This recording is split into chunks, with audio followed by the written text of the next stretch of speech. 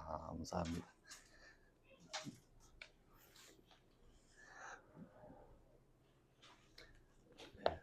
오늘은 제가 읽은 레위기 23장의 말씀을 통해서 감사하라 명하신 하나님, 감사하라 명하신 하나님이라 하는 제목으로 말씀을 나누려고 합니다.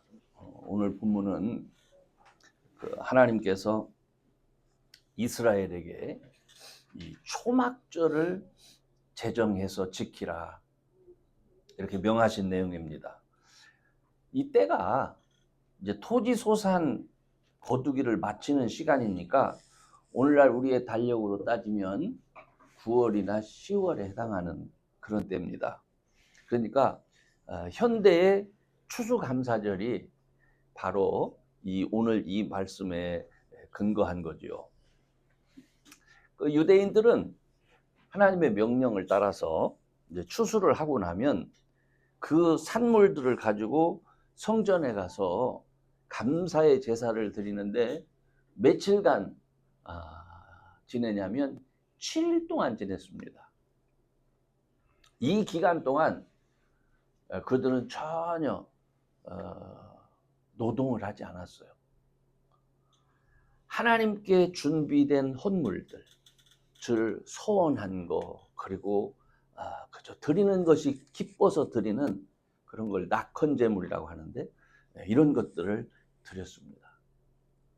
그러니까 추수 끝나고 나서 모든 백성들이 하나님의 축복하심을 마음껏 기뻐하면서 감사했던 거죠. 근데 우리가 주목해야 될 게 뭐냐면 이 감사가 전혀 자발적인 게 아니었다는 거예요.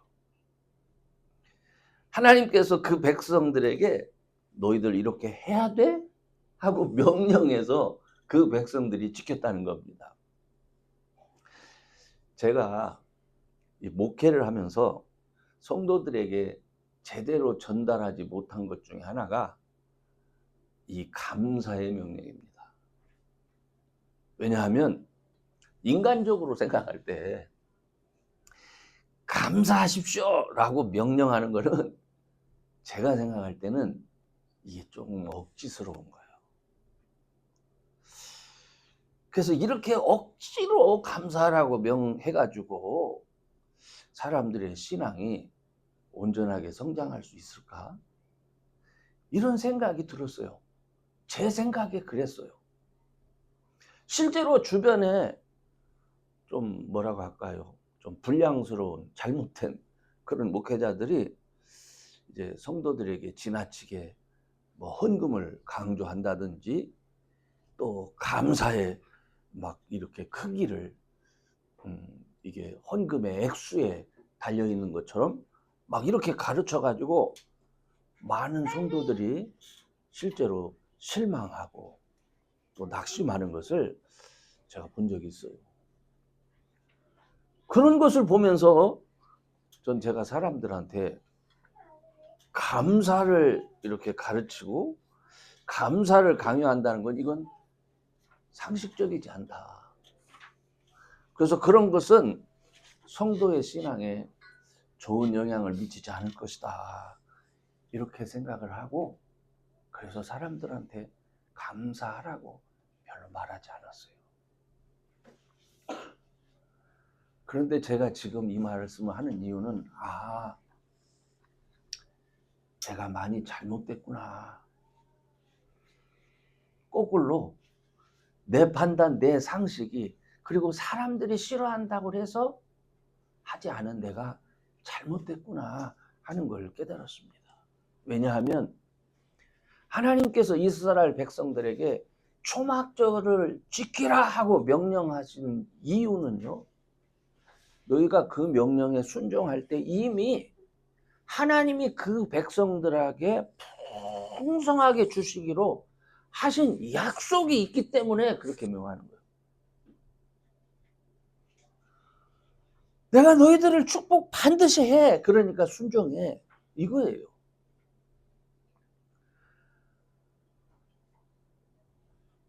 그러니까 하나님의 말씀을 잃어버리고 자기의 노력과 수고를 통해서 되었다라고 여기는 그러한 교만함이 생기지 않도록 하나님께서 이 감사를 명하셨던 거예요. 뿐만 아니라 이 감사를 드리면서요, 이 사람들은 다른 이방인들을 포함한 모든 사람과 함께 하나님이 축복하신 것을 나누도록 했습니다. 그러니까 같이 사는 하나님을 알지 못하는 사람들에게도 하나님의 축복하심이 어느 정도인지를 그들이 알 수 있도록 그렇게 하신 거죠. 그러니까 이 기간 동안에 하나님께 정말 다양한 제사를 드렸습니다. 짐승을 잡아서 드리는 번제, 곡식을 가루로 만들어 드리는 소제, 자신의 교만과 불순종을 회개하면서 드리는 희생제, 포도주를 부어 드리는 전제, 뭐 각양각색의 제사를 막 이 기간 동안에 드리는 겁니다. 여기에 더해서 어떤 사람들은 내가 1년 전에 추수감사제를 이렇게 하기 전에 하나님 요번에 이렇게 해주시면 내가 이렇게 하겠습니다라고 마음에 서원한 것이 있을 거 아니에요. 그런 서원제까지 막 드리도록 그렇게 했던 거죠. 저는요, 이러한 감격적인 신앙생활의 모습이 이 신앙의 자유를 찾아서 미국 땅에 발을 내린 사람들에게 있었습니다. 1620년에 그들은 이스라엘이 가나안 땅에 들어가서 초막절을 지킨 것처럼 신앙의 자유를 찾아 이 땅에 도착했습니다. 그죠? 근데 그 해에 1620년에 여기에 도착했을 때 이제 막 추위가 막 시작될 때 왔는데 얼마나 고생했는지 몰라요. 간신히 살아남아가지고 1621년 청교도 102명이 케이프 코드라고 하는 곳에 이제 정착을 하죠. 그러니까 1621년에 첫 그 추수감사 예배를 드릴 때 102명이 출발했는데 그 겨울을 나면서 그 한여름 막 지나가면서 거의 반이 죽었습니다. 한 60여 명이 남았어요. 그래서 간신히 살아남은 사람들이 농사도 질 줄 모르고 땅도 없는 데서 1년 동안에 추수를 했으면 얼만큼 했겠습니까? 그죠?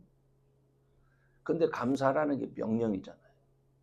그러니까 이 사람들이 첫 수확을 하나님께 드리면서 감사 잔치를 해요. 그게 오늘날 우리가 지금 지키고 있는 이 추수감사절의 유래입니다. 하나님을 향한 이 감사의 마음에서 3일 동안 잔치를 벌이는데 이 정착을 도와준 그 완파노아라고 하는 그 네이티브 인디언들이죠. 이 부족의 원주민 90명을 초청해요. 자기들보다 더 많이 초청을 해요. 그래가지고 함께 음식을 나누면서 기뻐했던 거죠. 저는요, 1621년에 메이플라워를 타고 온 청교도들이 하나님 말씀에 순종해서 감사의 절기를 지킨 것이요, 사실은 이스라엘의 감사절과는 많이 차이가 있습니다. 그들은 감사의 절기를 제대로 지킬 수가 없었어요. 그래서 저는 가나안 땅에 들어가서 가나안 땅에 들어간 이스라엘과 매사추세츠에 도착한 청교도들을 이렇게 비교하면서 하나님의 절기를 잃어버리고 감사를 잃어버린 백성들이 어떤 아픔을 겪게 되는가를 먼저 생각을 해봤어요. 감사할 줄 모르는 사람들에게 오는 아픔. 사실 이스라엘은 절기를 온전히 지키지 못했습니다. 그래서 그들은 하나님을 향한 감사를 잃어버렸습니다. 그래서 그들은 하나님을 결국 떠나게 됐고 하나님의 은혜와 축복이 더 이상 그들의 삶 속에 나타나지 않았어요. 느헤미야 8장에 보면요, 포로에서 돌아온 이스라엘이 예루살렘에서 에스라를 통해서 율법을 듣는 중에 그들이 막 울면서 회개하는 장면이 나옵니다. 한번 성경 말씀을 한번 볼까요? PPT. 우리가 같이 한번 읽어봐요. 자, 시작. 사로잡혔다가 돌아온 후에 무리가 다 초막을 짓고 그 안에 거하니 눈의 아들 여호수아 때로부터 그날까지 이스라엘 자손이 이같이 행함이 없었으므로 이에 크게 즐거워하며 에스라는 첫날부터 끝날까지 날마다 하나님의 율법책을 낭독하고 무리가 7일 동안 절기를 지키고 제8일에 규례를 따라 성회를 열었느니라. 아멘. 이게 무슨 말이에요? 메이플라워를 타고 온 청교도들과 느헤미야에 기록된 이스라엘 백성을 보면 하나님의 명령을 기억해서 지킨 자와 그렇지 못한 자들의 미래가 어떻게 달라졌는가 하는 걸 분명히 말하고 있는 거예요. 하나님을 향한 하나님께서 우리에게 주신 감사의 명령은요, 성도의 삶 속에 은혜가 부어지느냐 거두어지느냐를 결정짓는 아주 중요한 거예요. 여러분, 가나안을 정복해 나가는 여호수아와 이스라엘 백성은요, 약속의 땅을 차지한다는 게 그게 쉬운 일이 아니죠. 이미 말씀드렸지만 메이플라워를 타고 신앙의 자유를 찾아 이 땅에 온 청교도들도 마찬가지였어요. 전쟁을 치러 가면서 모세에 의해서 분할된 땅을 지파별로 차지해 나가는 거 정말 고단했을 겁니다. 그 쉬운 거 아니죠. 그런데 하나님께서는 너희가 안정이 되면 절기를 지키라 이렇게 말씀하지 않았어요. 그죠? 그냥 지키라는 거예요. 가나안에 들어가면 내가 제정한 절기를 지켜라. 근데 성경 속의 이스라엘은 어떻게 됐어요? 그렇게 하지 않았어요. 아마도 제 생각에 안정이 될 때까지 지금 어떻게 해? 조금 더 있다가 하자. 근데 문제가 뭡니까? 안정은 결코 오지 않았습니다. 사사시대 동안 하나님의 말씀을 잊어버리고 세상과 타협하는 이스라엘을 우리가 볼 수 있죠. 그래서 수없는 이방 민족들에 의해서 얼마나 괴롭힘을 당하는지 몰라요. 다윗 왕 때에 되어서 다윗이라고 하는 사람이 온전히 하나님을 섬기기 시작했고 그가 왕이 돼서 정말 기쁨으로 하나님을 예배하기 시작합니다. 그렇지만 다윗이 죽고 나니까 그 예배는 금방 사라졌어요.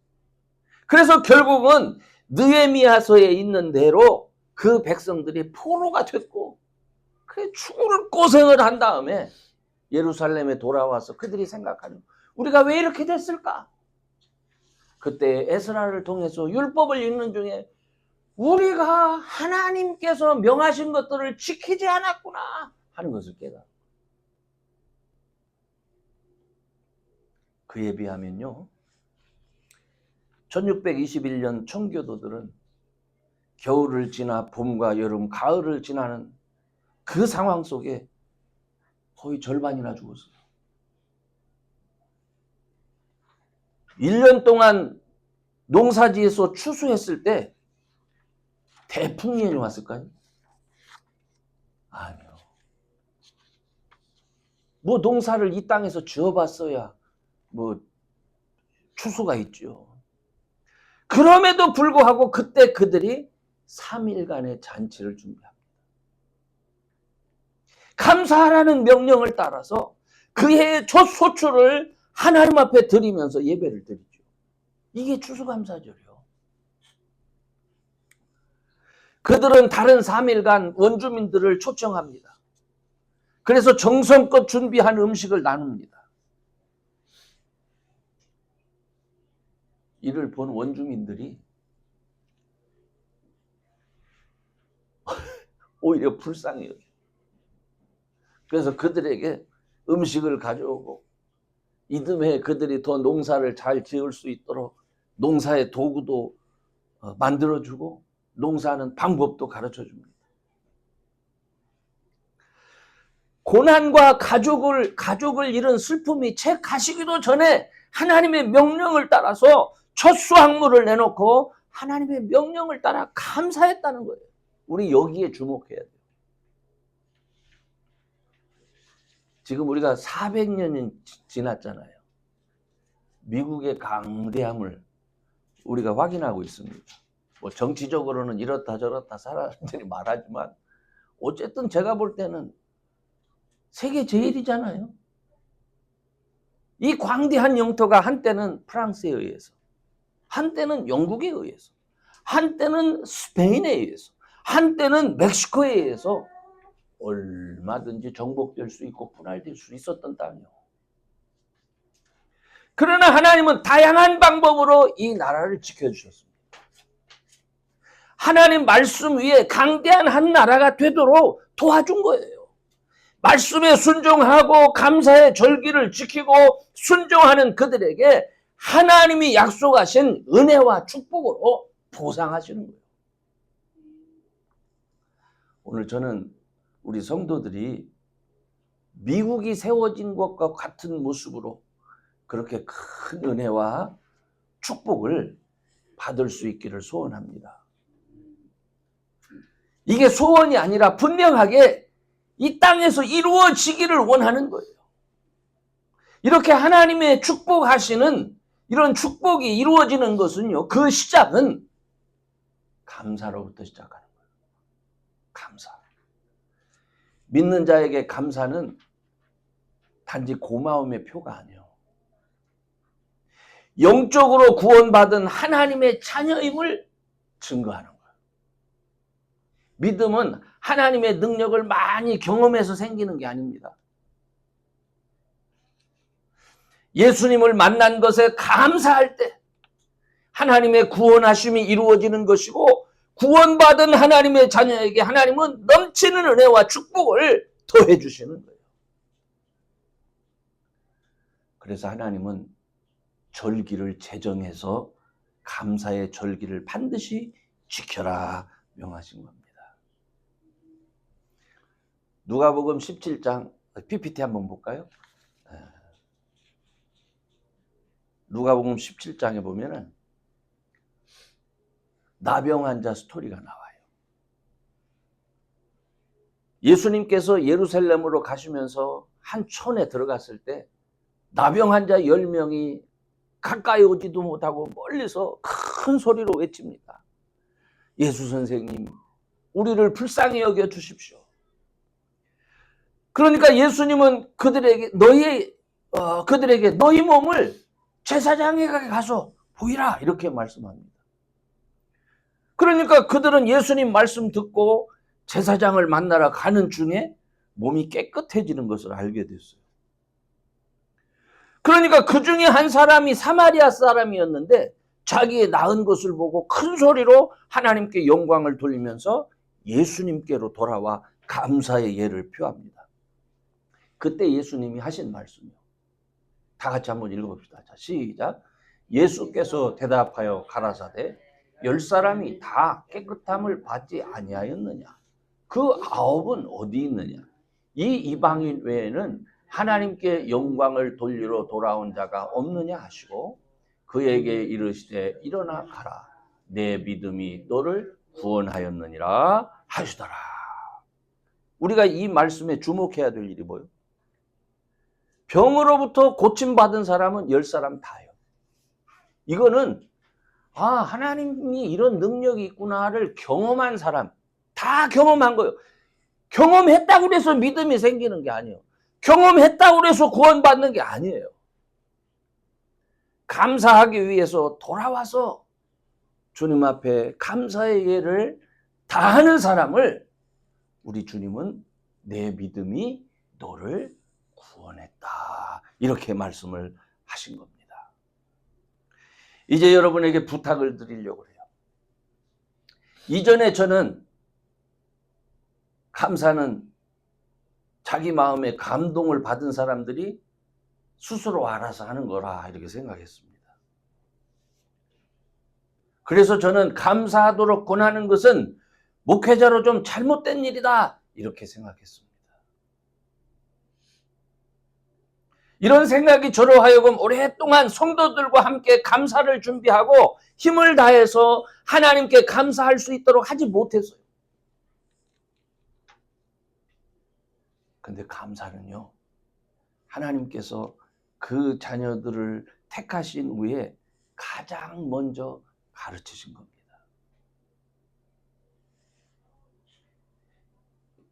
이것은 하나님께서 사람을 너무나 잘 알기 때문에 그렇습니다.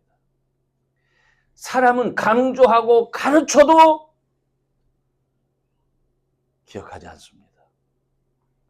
하나님은 유월절을 제정해서 애굽 땅에서 노예 생활에서 해방된 것을 기념하고 감사하도록 합니다. 맥주절을 제정해서 가나안 땅에서 첫 해와 얻은 봄의 소출을 감사하게 합니다. 초막절을 제정해서 가을 추수와 함께 광야 생활 중에 하나님이 그들 중에 함께 하셨던 것을 기억하면서 감사하게 합니다. 이렇게 하나님은 은혜를 기억하며 절기를 지켜가며 감사하도록 그렇게 하는데,